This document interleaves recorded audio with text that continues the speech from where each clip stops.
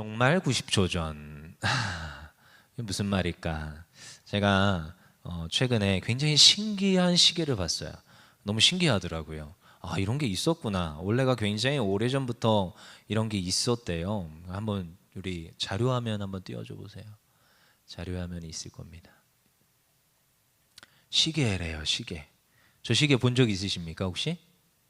저게 이름이 있어요. 운명의 날 시계. 만들어진 시기는 1947년도부터 만들어졌습니다. 매년 갱신이 이루어지고 있어요. 갱신이. 그래서 요거에 대해서 좀 설명해 드릴게요. 네, 이제 저를 불 비춰주세요. 잘생겼죠? 네. 네. 그렇죠. 지구 종말까지 남은 시간을 보여주는 운명의 날 시계래요. 그래서 이미 거의 뭐 지금 반백년을 지금 계속적으로 아인슈타인 등 참여한 이 과학자 그룹을 통하여서 계속적으로 이제 말해주고 있습니다. 그래서 뭐 이제 이 종말의 어떠한 시간을 가리킨다. 상징적 의미지요. 그래서 그 종말의 때가 언제냐 하면서 뭐 강대국들의 핵무기 경쟁이 가속화되고 감축 분위기 뭐 이런 거에 따라서 시간이 뒤로 가기도 하고 앞으로 가기도 합니다. 근데 이제 아까 보았다시피 자정이 되면 종말이 때인데 거의 자정에 가깝죠, 시간이. 그래서 몇 초 전까지 갔느냐? 11시 58분 30초까지 간 거예요. 몇십 초 남았어요? 90초 남았다라는 거예요. 90초. 그래서 러시아의 우크라이나 침공과 핵 위협 등으로 지난해 운명의 날 시계를 이제 보았는데 90초까지 줄었어요. 이제 몇 분 남았다고요?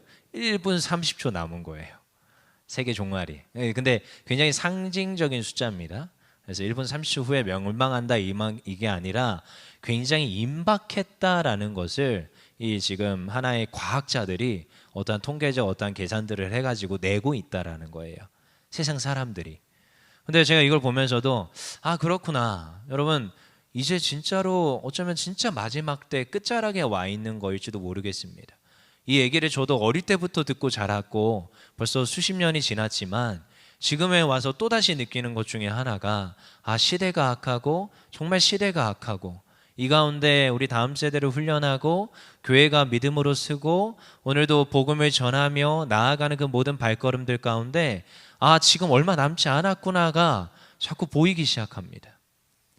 정말 이 대한민국 가운데 이 인구 절벽 위에 서 있는 저희가 지금 이 대한민국에서 지금 한국 교회에 모여서 예배하는 우리가 지금 자꾸만 보게 되는 것은 아, 이제 종말의 때가 저들이 말하는 지구 종말이 아니라 성경에서 말하는 종말의 때가 얼마 남지 않았다라는 것을 자꾸만 상기하게 됩니다. 정말 얼마 남지 않았어요. 제가 훈련 받을 때 이런 용칭이 있어요. 훈련 용어들이라고 해요. 훈련 용어들. 무슨 말이라고 하느냐면은 뭐 대가지불, 이게 훈련 용어거든요. 근데요, 제가 늘 들었던 다음 세대 역사의 주역, 마지막 시대 마지막 주자 뭐 이런 말을 많이 들었습니다. 그래서 마지막 시대 마지막 주자라는 거예요. 이게 무슨 말이냐? 이제 거의 끝자락에 왔다라는 거죠. 근데 진짜 저희가 이제 마지막 주자일 확률이 매우 높습니다. 얼마 남지 않았다. 그래서 이 90초라는 것 굉장히 그 상징적 의미인데 비행기에서 사고가 발생하면 90초 안에 승객을 모두 탈출시켜야 한다는 90초 룰이 있대요. 90초가 굉장히 짧은 시간인 것 같지만 90초면 승객이 다 탈출할 수 있는 시간이라는 거예요. 또 어떻게 보면 굉장히 긴 시간이죠. 종말까지 90초가 남았다는 것은 과학자들이 경고를 하고 있는 거예요. 90초 룰에 의해서 생존을 위해 늦춰서는 안 된다. 강력한 어떠한 규범의 느낌으로 받아들여집니다. 그래서 이제 얼마 남지 않았다. 이걸 얘기하는 거죠. 그래서 이게 지금 뭐 제가 보여드린 그 종말 이 시계가 다른 때 이제 된 게 아니라 23일 현재 시각에 여전히 동일하게 그 초침이 90초를 유지하고 있습니다. 오늘 90초를 유지하고 있다라는 거예요. 여러분, 우리는 종말의 때를 살고 있습니다. 그냥 아무렇지 않게 여러분 이번 여름 날씨를 보십시오. 날씨를 보십시오. 어쩌면 정말로 우리는 종말의 때를 살고 있는 줄 믿습니다. 1절 2절입니다. 우리 다시 한번 읽어볼게요. 이사야서 2장입니다. 1절 2절 읽어볼게요. 시작. 아모스의 아들 이사야가 받은 바 유다와 예루살렘에 관한 말씀이라. 말일에 여호와의 전에 산이 모든 산 꼭대기에 굳게 설 것이요 모든 작은 산 위에 뛰어나리니 만방이 그리로 모여들 것이라. 어디에다가 얘기했어요? 아모스의 아들 이사야가 유다와 예루살렘에 말한 말씀이에요. 근데 언제예요? 말일에 여호와의 전에 산에 이러한 일들이 있을 것이다 라고 얘기를 하는 거예요. 말일은 언제입니까? 마지막 때를 말하고 있습니다. 마지막 때. 그래서 아모스의 아들 이사야가 유다와 예루살렘에 말했는데 미가서에도 보면 똑같은 말씀이 있습니다. 미가서 4장 1절에 3절에 보면 똑같은 본문의 내용이 나오죠. 그러면 이사야에게 준 말씀과 미가에게 준 말씀이 동일하다라는 거예요. 근데 언제요? 즉 말일에 있을 일들에 대해서, 특별히 구약시대가 아니라 신약시대 가운데 있을 일들에 대해서 이사야에서 말씀해주고 있다는 거예요. 이해되시죠? 이제 본문을 풀어드리면 그렇습니다. 여러분, 말세가 이미 시작되었습니다. 그래서 신학적 하나의 굉장히 큰 신학의 어떠한 큰 담론 중에 하나가 이미와 아직이라는 담론이 있습니다. 그래서 이미 시작되었고 예수님이 이 땅에 오심으로 신약시대 예수님이 도래하심으로 이미 임한 종말의 때, 근데 아직 이루어지지 않은 종말의 때. 노아 저한테 묻더라고요. 사람이 죽으면 귀신이 됩니까? 귀신 안 됩니다. 사람은 죽으면 지옥 가고 천국 갑니다. 당연한 이치예요. 여러분 그렇게 배우고 잘하셨어요. 근데 많은 사람들이 뭐 귀신 된다고 알더라고요. 땡, 틀렸습니다. 여러분 근데 1차 심판이에요. 죽으면 지옥 가고 천국 가요. 근데 또 성경에서는 2차 심판이 있대요. 2차 심판은 언제입니까? 예수님 재림 때입니다. 재림 때.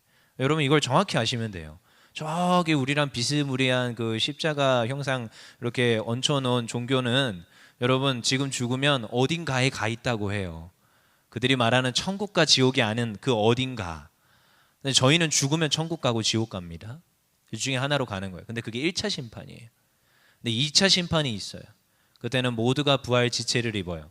천국간이나 지옥간이나 다 부활 지체를 입고 다시 살아날 것인데 그때 예수님 앞에서 완전한 심판, 제2의 심판, 완전히 이제 종말의 심판이 있는 거예요. 그래서 이런 면에서 이미와 아직의 때를 우리가 사는 거예요. 그래서 죽음이 있지만 그건 여러분 최종의 심판이 아닙니다. 내가 죽었어, 이제 끝났어, 이게 아니에요. 하나님 앞에, 주님 앞에 마지막 심판을 받을 날이 있다라는 거예요. 여러분 마지막 때가 있다라는 것을 우리가 항상 기억을 해야 됩니다. 그래서 우리의 시선과 신앙의 그 본질은 여러분 늘 하나님 앞에 받은 그 은혜를 생각하고 이제 개구리가 올챙이 쪽을 알아야 되죠. 근데요 항상 본질은 시선은 어디에 두냐에 딸려 있습니다. 무엇을 바라볼 것인가? 물론 하나님을 봐야 되고 예수님을 봐야 되지만 마지막 때를 보고 가는 거예요. 마지막 표때가 있습니다. 그때가 반드시 있어요. 그때 가서 하나님께서 셈하여 본다고 했습니다. 이 말세에 대한 이야기는 끊임없이 나옵니다. 베드로전서 4장 7절에도 만물의 마지막에 가까이 왔다. 요한일서 2장 18절에도 이것이 마지막 때다. 지속적으로 이야기하고 있습니다. 성경에서는. 성경에 의하면 여러분 인류 역사가 대략 몇천 년 됐습니까? 지난번에 봤지요? 우리 장로님이 아담이 몇 년 전 인물일 것이다? 4111년 전. 정확하죠? 이야, 근데 모르겠어요. 일단 좀 뒤에 거 빼고 한 4000년 전쯤 인물일 것이다. 그러면 여러분 BC 4000년 전이니까 지금이 몇 년도입니까? 2024년도. 얼마 전에 올림픽 했죠? 그렇죠? 그러면은 2000년도 더하기 4000년도 하면 몇 천 년? 6000년 정도. 여러분 성경적 기준에 따르면 여러분 인류 역사가 대략 6000년 됐어요. 6000년.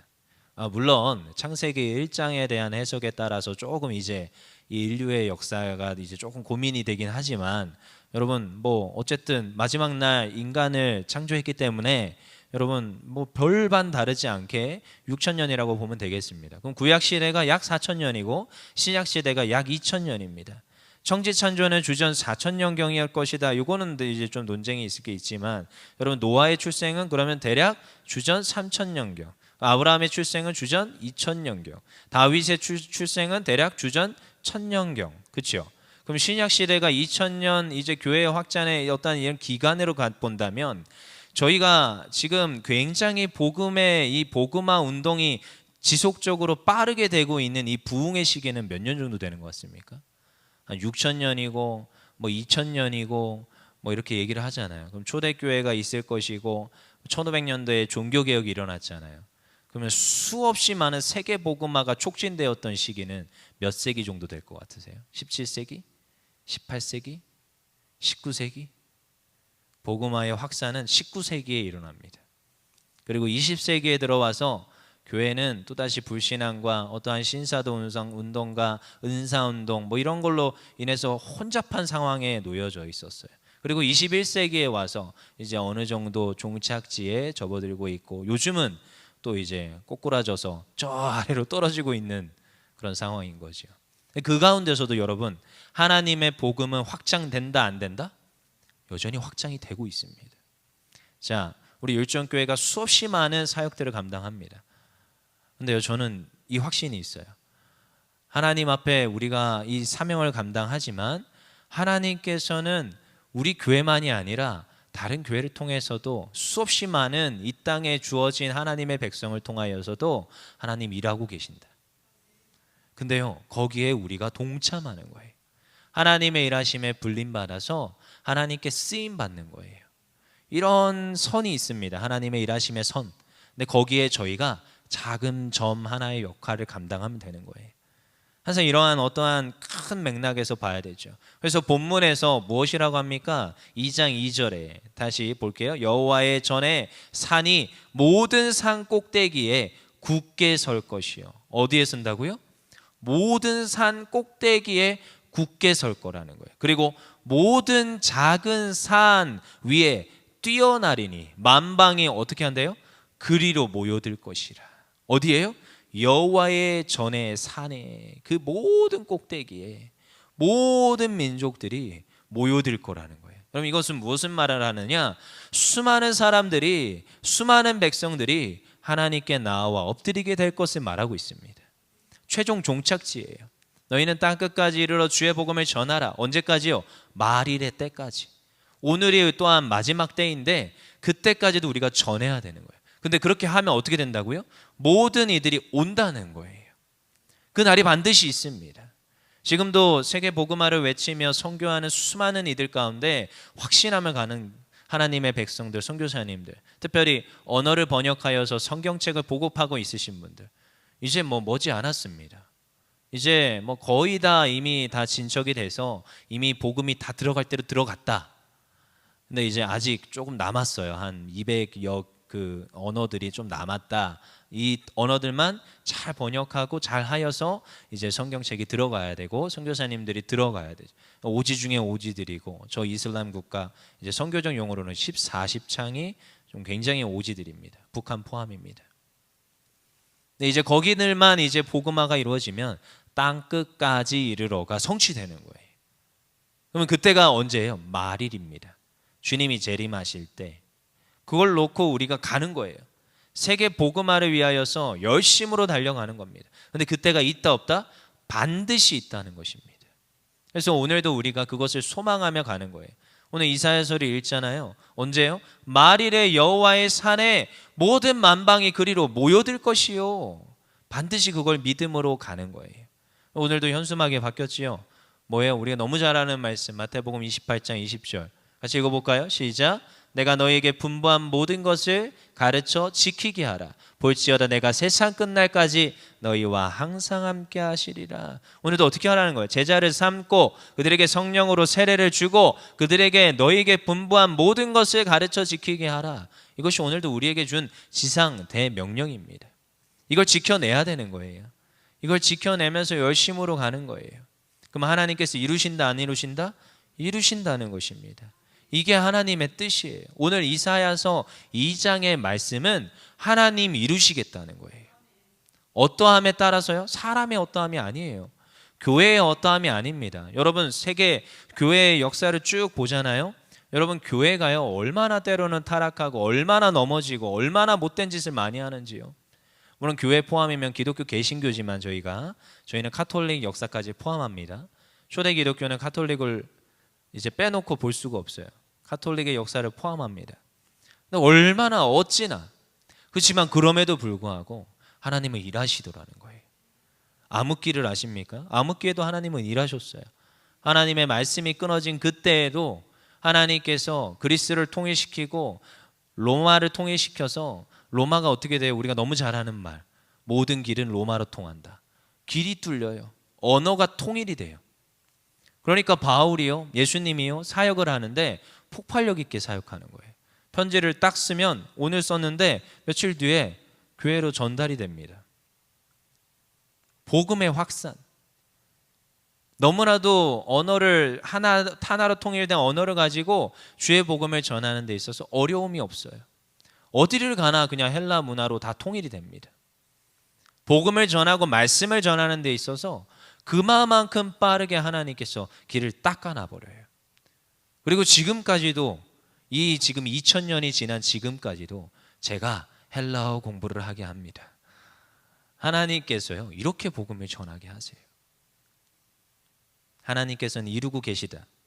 하나님 그 말일에 반드시 여호와의 전에 모든 만방이 모여들게 하실 것임을 믿습니다. 3절입니다. 읽어보겠습니다. 3절 시작. 많은 백성이 가며 이르기를 오라 우리가 여호와의 산에 오르며 야곱의 하나님의 전에 이르자. 그가 그의 길을 우리에게 가르치실 것이라. 우리가 그 길로 행하리라 하리니 이는 율법이 시온에서부터 나올 것이요 여호와의 말씀에 예루살렘에부터 나올 것임이니라. 아멘.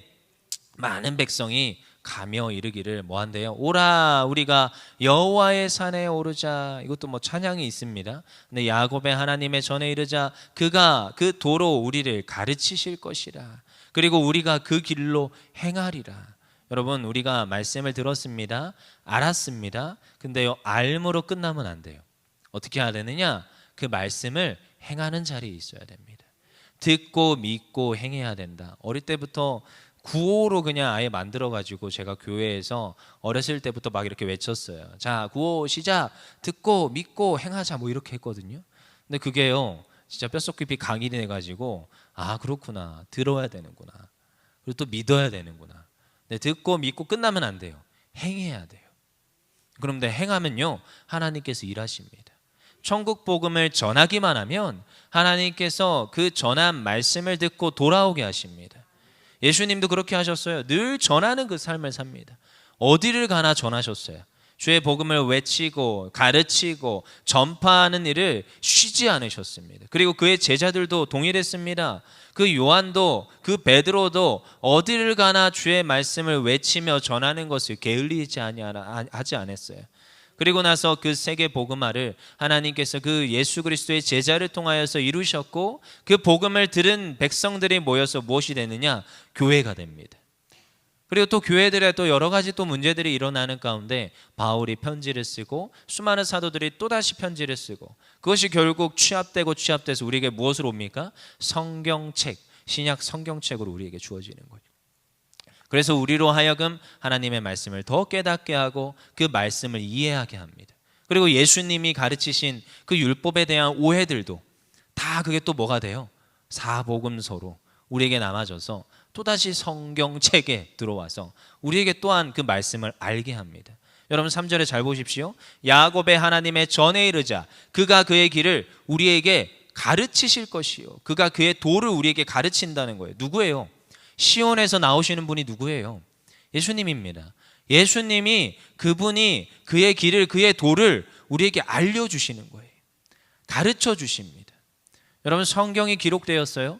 근데요, 성경이 기록된 것을 잘 풀어서 알려주는 게 굉장히 중요합니다. 그래서 교사가 있고 목사가 있고 앞선 리더들이 있는 이유가 거기에 있습니다. 성경이 잘 모르겠어요. 여러분, 물어보는 걸 주저하면 안 됩니다.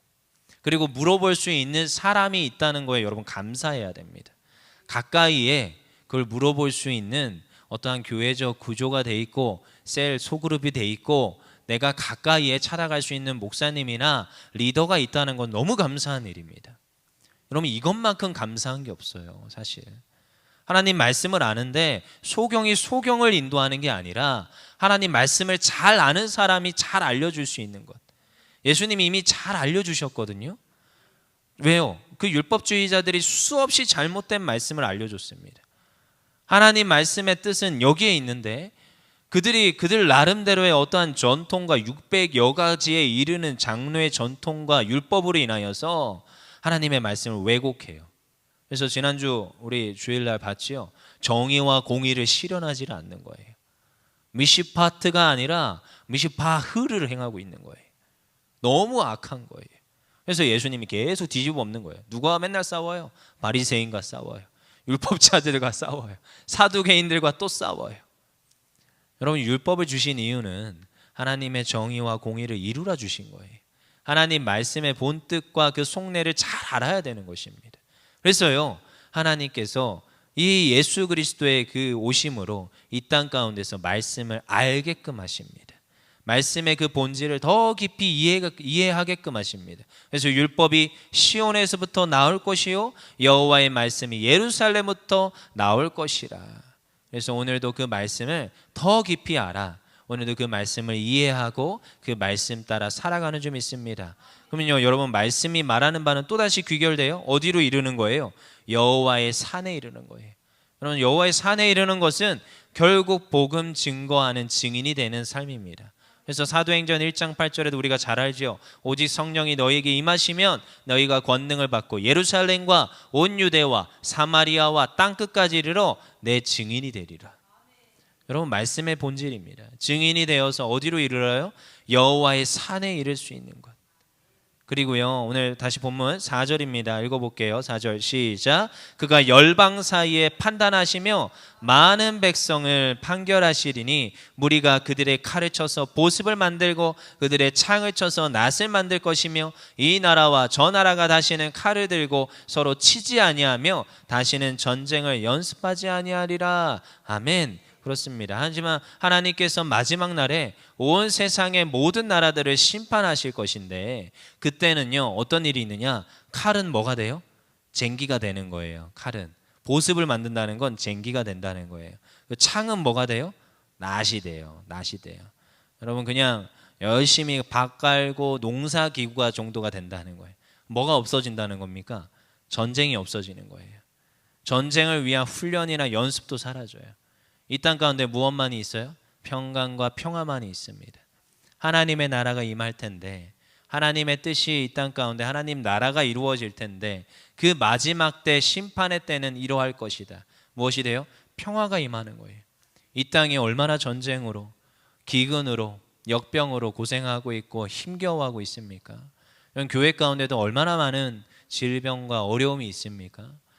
가정에서도 전쟁이 있나요? 여러분, 이 마지막 때는 전쟁이 없대요. 비교가 없대요. 청년들이 저한테 묻습니다. 천국 가면 혹시 뭐 어떻게 되나요? 저도 잘 모릅니다. 저도 잘 몰라요. 근데요, 이 땅에서, 왜냐하면 청년들이 두려움이 있어요. 염려가 있어요. 청소년도 그런 마음이 있어요. 여러분, 잘하는 친구들이 염려가 있을까요? 못하는 애들이 염려가 있을까요? 잘 못하는 친구들이 염려가 있어요, 사실은. 어쩌다가 이제 집에서 좀 들어와서 잘해봐야지 하는데 염려가 되는 거예요.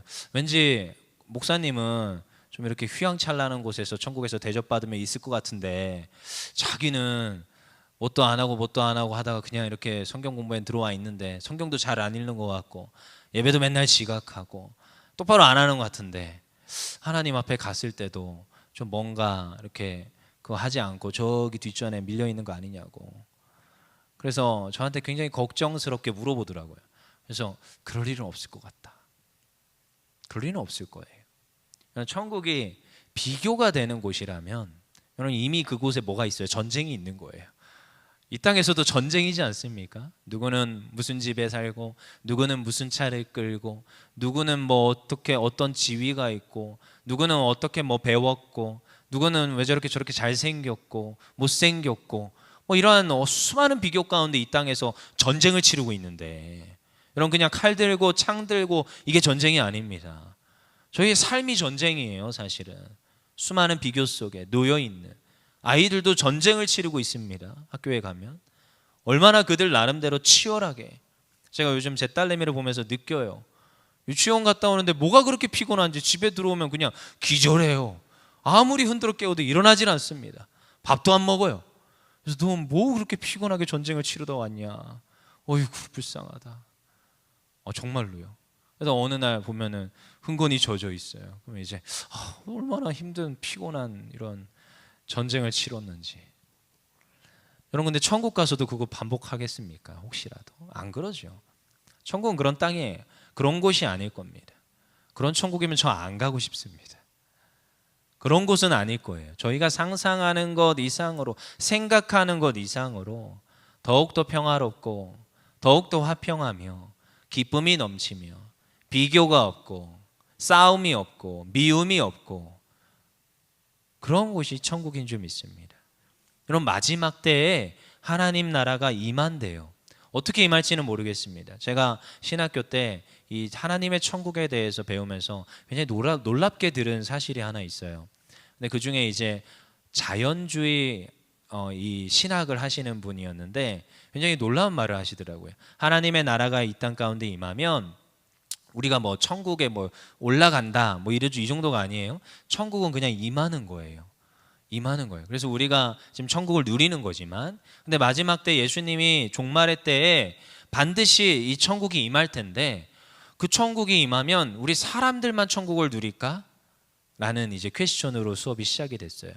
물론 맞죠. 사람이 천국을 누리죠. 근데 이 땅 가운데 파괴된 자연과 파괴된 식물과 파괴된 동물과 그런 수많은 어려움들이 다 회복이 될 거라는 거죠. 제가 놀라운 사실을 그때 들었습니다. 여러분, 참 우리가 생각해 봐야 돼요. 천국은 어떤 곳일까?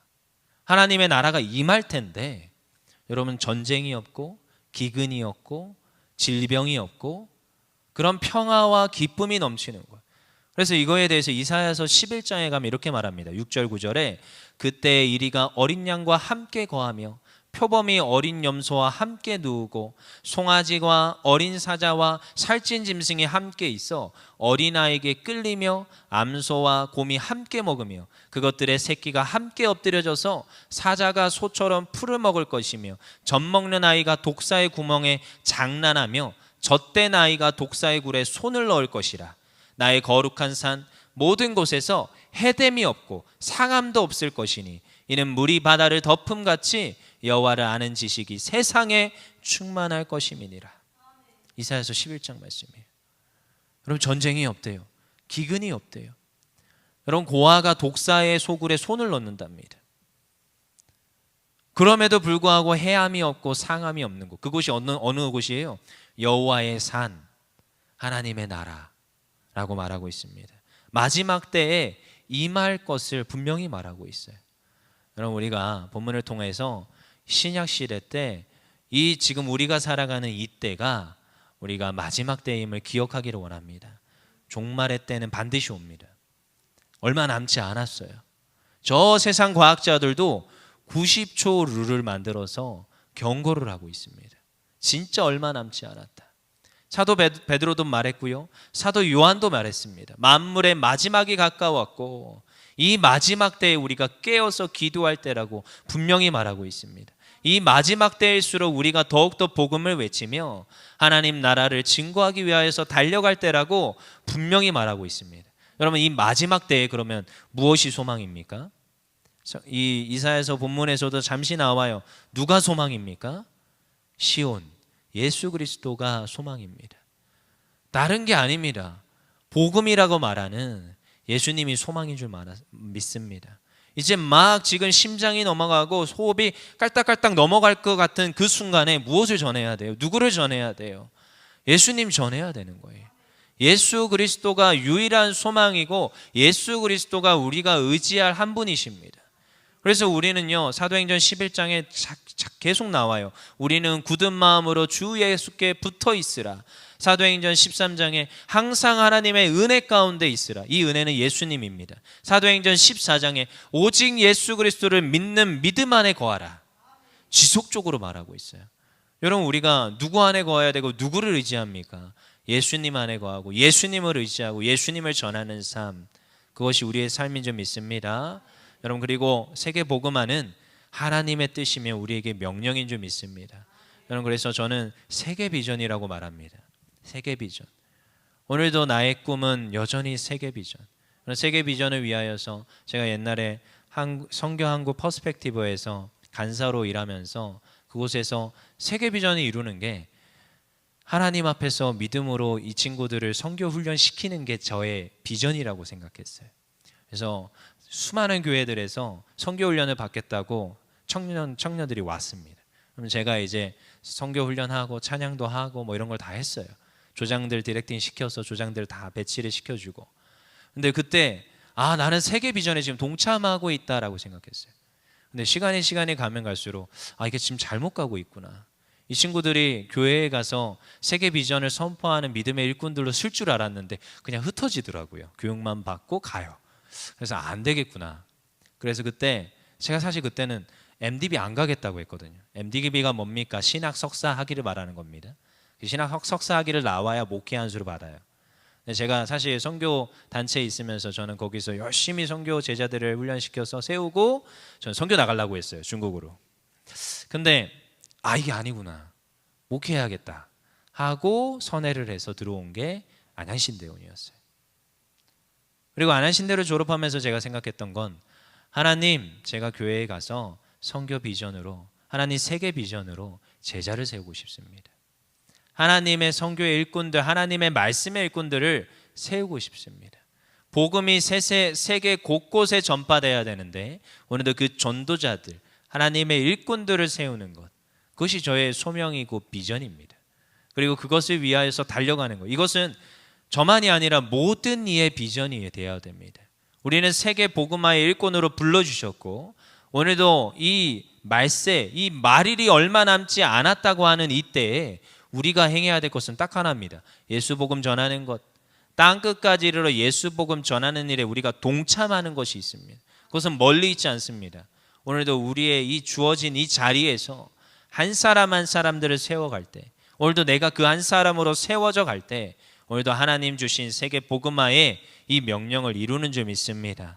그러면 여러분, 이 무엇을 바라봐야 되는 것이냐? 예수님을 의지하고 세계 복음화를 바라보지만 무엇을 바라보느냐? 오늘도 반드시 말일에 무엇이 주어져 있느냐? 평화의 날이 있음을 소망하며 믿음으로 나아가는 줄 믿습니다. 그때는 어느 날이에요? 사막에 샘이 넘쳐 흐르지만 여러분, 그곳에 꽃이 피는 주님이 다스리는 그 나라가 이 땅 가운데 이루어지고 사자들이 어린 양과 뛰놀고 정말로 그 어린아이가 독사굴에 손을 넣고 장난쳐도 상하지 않고 해안받지 않는 그 날이 반드시 있다라는 것을 우리가 바라보면서 가는 줄 믿습니다. 그날은 어떤 날이에요? 평화의 날입니다. 그날은 하나님께서 샬롬이 이 땅 가운데 이루어지게 하는 때예요. 그래서 4절입니다. 2장 4절 읽고 우리 찬양할 텐데 2장 4절입니다. 다시 한번 읽어볼게요. 시작. 그가 열방 사이에 판단하시며 많은 백성을 판결하시리니 무리가 그들의 칼을 쳐서 보습을 만들고 그들의 창을 쳐서 낫을 만들 것이며 이 나라와 저 나라가 다시는 칼을 들고 서로 치지 아니하며 다시는 전쟁을 연습하지 아니하리라. 아멘. 전쟁이 없어요. 무엇이 있어요? 평화가 있어요. 그날이 반드시 있습니다. 그날은 얼마 남지 않았습니다. 어쩌면 우리 코앞에 와 있을지도 모르겠어요. 저는 항상 자녀들을 위해서 기도합니다. 하나님, 이 자녀 때에 어쩌면 임할지 모르는데 하나님, 이들이 믿음으로 서게 하소서. 하나님, 어쩌면 제 자녀가 주님 앞에 서야 될 수 있겠는데 하나님, 이들이 주님 말씀으로 서게 하소서. 여러분, 이게 우리의 이야기입니다. 진짜 멀지 않은 정말 코앞에 와 있는 우리의 이야기입니다. 아니, 오늘도 그 평화의 날을 소망하며 그 평화의 날을 기대하며 나아가는 우리 모두 됐으면 좋겠습니다. 우리 찬양할 텐데